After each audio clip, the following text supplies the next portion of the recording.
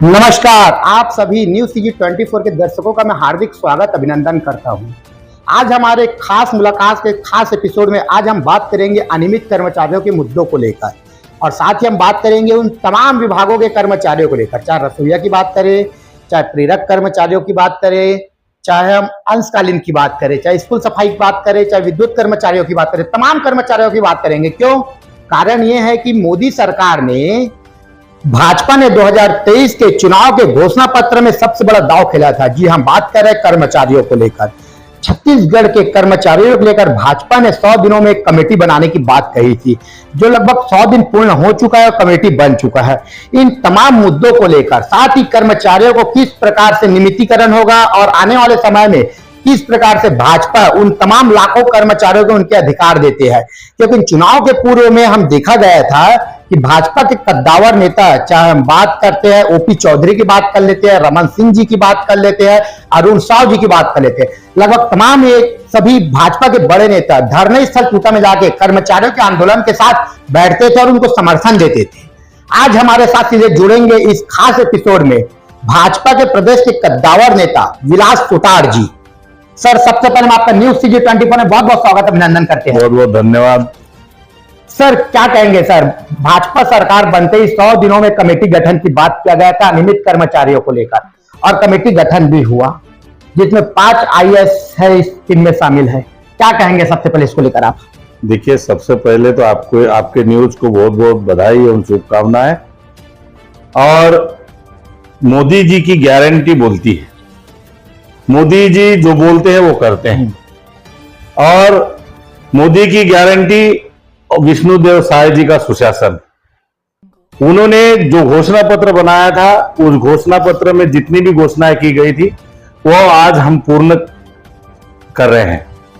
और रही किसानों की बात हो, चाहे मातारी वंदन योजना हो, चाहे जो भी घोषणा की हो, वो घोषणा को हमने पूर्ण किया है। और रही कर्मचारियों की बात, उसके लिए 5 लोगों की टीम गठित की गई है, जिसमें 5 IAS अफसर है और उसकी अध्यक्षता निहारिका मैडम कर रही है। और ये 100 दिन जो पूर्ण किए, 100 दिन के अंदर हमने जो वादा किया था, जो पूर्ण किया है, वो आगे भी पूर्ण होगा और कर्मचारियों को आगे भी हम नियमित रखेंगे। सर, क्या कहेंगे, इससे पहले भी भाजपा सरकार में ही शिक्षा कर्मियों का नियमितीकरण किया गया था, विलय किया गया था, तो आने वाले समय में क्या हम उन कर्मचारियों को जो लगातार कई वर्षों से संघर्ष कर रहे हैं, उन लोगों को क्या हम उनके मांगों को लेकर भाजपा आने वाले समय में कुछ बड़ी कदम उठा सकती है कमेटी के माध्यम से? बिल्कुल उठाएगी। और भारतीय जनता पार्टी तो हितैषी पार्टी है, कर्मचारियों का हमेशा हितैषी पार्टी है और कर्मचारियों के हित में ही हमेशा काम किया है। कांग्रेस की सरकार 5 साल रही है, उन्होंने अपने घोषणा पत्र में लिखा था कि कर्मचारियों को ये करेंगे वो करेंगे, लेकिन ना कुछ किया है और ना करेंगे कभी। तो हमारी भारतीय जनता पार्टी की और मोदी जी की गारंटी है और विष्णुदेव साय जी का सुशासन, और उसमें हम पूरे 5 साल तक और आगे भी कर्मचारियों के साथ में है और हमेशा रहेंगे। सर, सामने लोकसभा चुनाव भी है और कहीं ना कहीं कर्मचारी तकरीबन अगर एक आकलन भी करते हैं तो 5 लाख कर्मचारी मान लेते हैं, तो और उसके परिवार में मतलब 5-5 भी ले लेते हैं, तकरीबन 5 हम 25 लाख 25 लाख एक बड़ी संख्या छत्तीसगढ़ में कर्मचारियों के परिवार की है।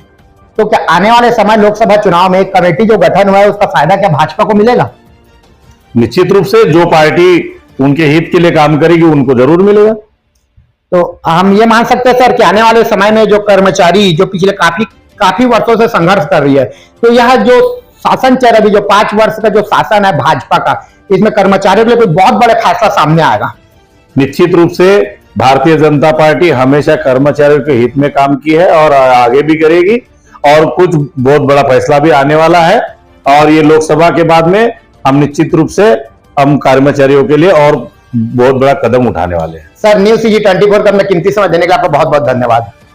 धन्यवाद आपको। ये हम सीधे जुड़े थे भाजपा के प्रदेश के नेता, जिन्होंने साफ कहा है कि मोदी गारंटी में जो 100 दिनों में जो सरकार ने घोषणा पत्र में लिखा था, लगभग उसमें से तमाम वादे पूरे हो चुके हैं, कुछ कुछ बाकी है, जिसमें अनियमित कर्मचारियों के लिए जो 100 दिनों में कमेटी बनाने की बात कही गई थी, जो कमेटी बन चुका है।